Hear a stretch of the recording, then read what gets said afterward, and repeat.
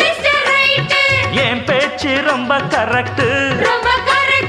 இருப்பேன் ஒரு லட்சியமா முடிப்பேன் அதை கச்சிதமா புடிச்சா நான் முடும்பாட்டம் புடிப்பேண்டா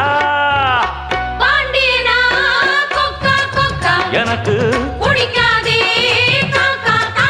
ஆஹா எனக்கு ஐச வைக்கிறவ ஜால்ரா தட்டுறவ பாச்சா பலிக்காதே